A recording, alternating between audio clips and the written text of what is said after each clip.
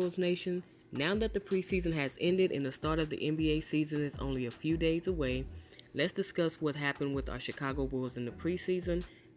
And this one I'll be discussing the team as a whole and shine a spotlight on a few of the players as well. Up first, I'll be talking about the team.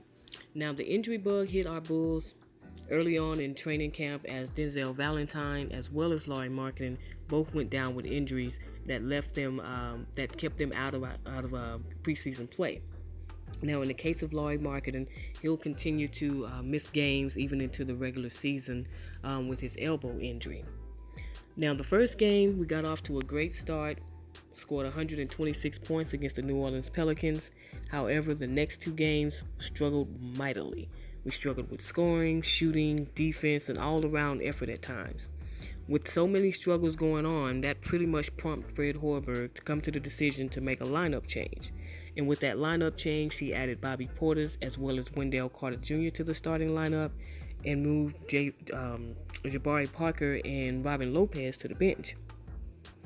Now, the game that followed those lineup changes turned out to be the Chicago Bulls' best three-point shooting performance of preseason.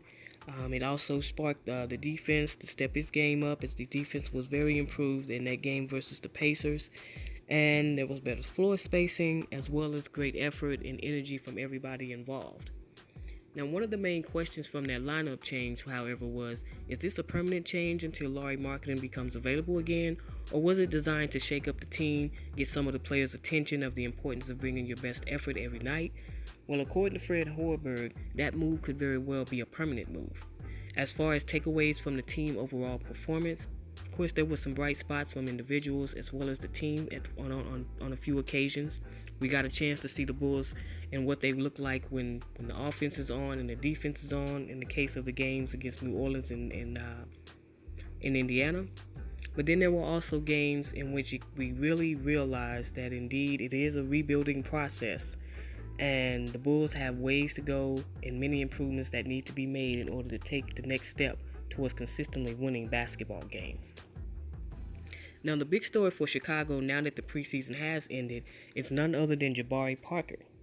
Now, with him being moved to the bench for the final two games of the preseason, the question becomes, if this is indeed a permanent move, how will Jabari Parker adjust?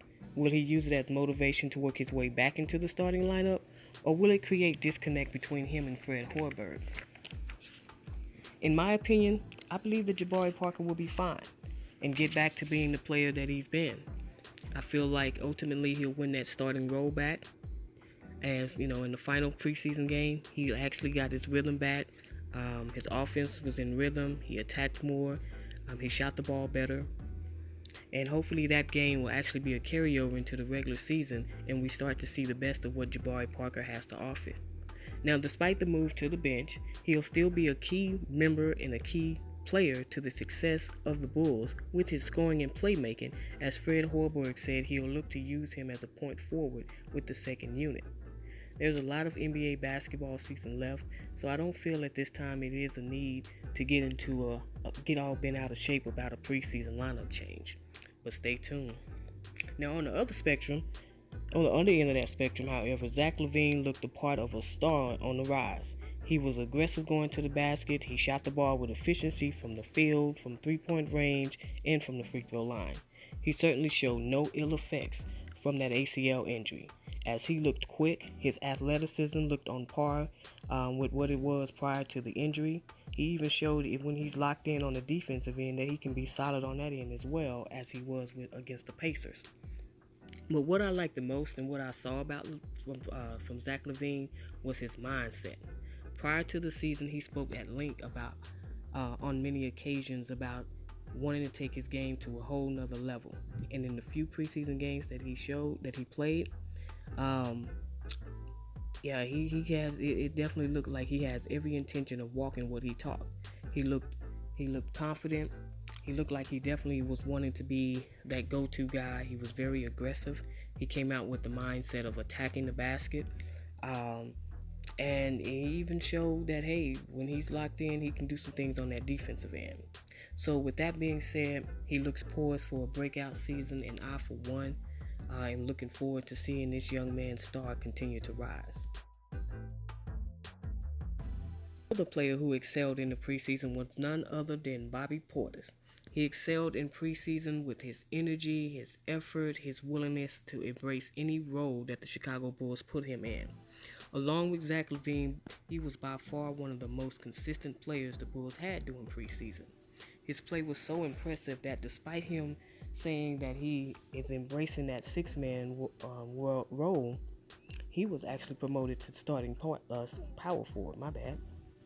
He also showed in preseason that he's doing a great job of recognizing mismatches on that low block.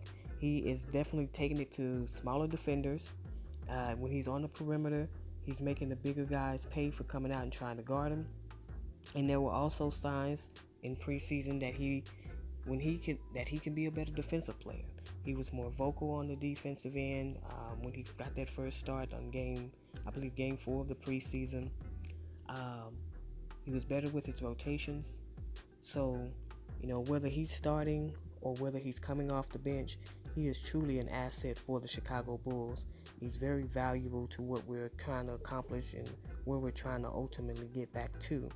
And so he is also another player that I'm looking forward to seeing continue to grow and develop over the course of this season. I think he's going to be very, very, very successful in this season, regardless of what role he's playing. Now, going into training camp, many felt, myself included, that Robin Lopez would start the season as the Bulls' starting center. However, preseason happened, and Wendell Carter Jr. will be the man in the middle for our Chicago Bulls on opening night. His defensive versatility was plain to see. His length bothered many folks as they were trying to get to the basket against the Bulls. Now, he didn't block shots like he did in Summer League, but he definitely altered quite a few. He showed nice footwork on the perimeter when attempting to contain guards or smaller guards when in switching situations.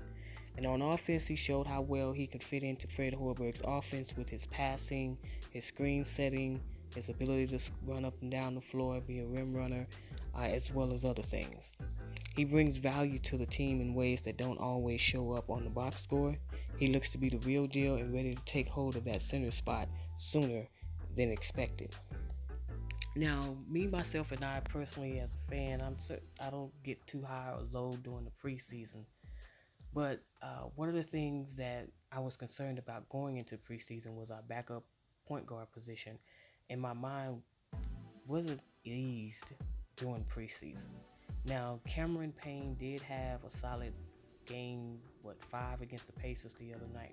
Not the Pacers, the Nuggets, the final game of the preseason. He looked pretty good in that game on some occasions, but he still seems to be a little inconsistent with his play.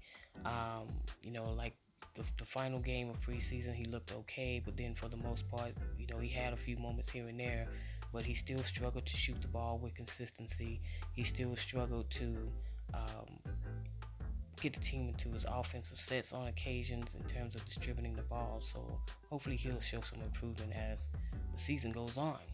Now, as far as news for the Chicago Bulls is concerned, teams have to get their rosters down to 15 players, and the Chicago Bulls did just that as they waived Antonio Cleveland, Kaiser Gates, Jakar Sampson, and Derek Walton Jr., bringing their roster down to 15.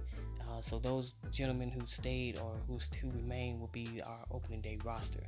Up next for our Chicago Bulls, of course, will be opening night, which will actually take place on Thursday, October 18th in Philadelphia, as we'll take on the Philadelphia 76ers. Well, this is it for me on this one, y'all. As always, thanks for checking out the channel. Good night, and God bless.